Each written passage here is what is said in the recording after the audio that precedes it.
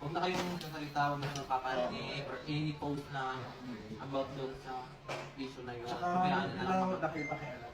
Kaya, usapang matatanda niya.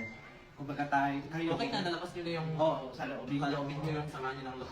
Split, trauma, ano man yan. Nasaktan man kayo, siguro. Ako, Kasi marami pa kayong pagdadaanan. ang nangyari kasi talaga, ako nakikita ko si alam ko kasi nangyari, lalo na kay Shimmy.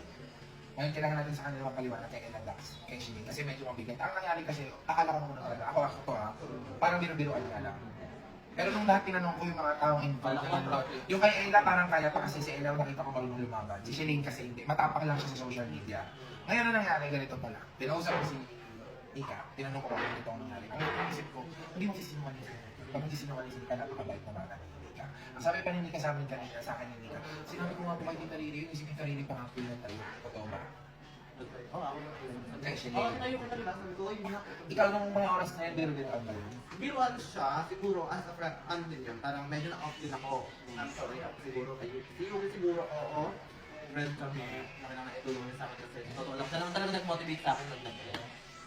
Pero off talaga yung ginawa niya na parang, sige, magbabati tayo, pero sumunod ka muna, pamatawarin ka lang. Yung gusto ko malaman, bakit? Ayun yung, kasi si Hindi, Ella, hindi, nabigyan ko, kasi si Ella kasi hindi kalaban. Totoo talaga to ah. Kahit nakasakta na si Ella, medyo parang si Shalane kasi hindi siya makalaban ng panahon na yun kasi hindi pa naman siya yan eh.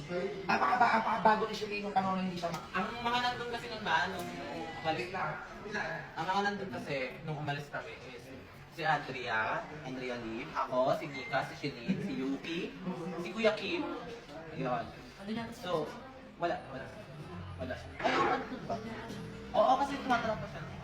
So, ang nangyari is, parang, wala naman talagang mali si Shalane. Parang, pinatitripan lang na, parang pinatatawanan lang na, oh, hindi, may kasalanan ka. Sa- Which is wala. Sa kanila kasi parang naging biro. Kay Oo, Shalane kasi hindi biro siya. siya, hindi sa akin, off talaga yun. Sa akin na, kaibigan ko si Yuki, pero, hindi sa akin, off talaga yun. Sa akin na, kaibigan ko si Yuki, pero, off talaga yun.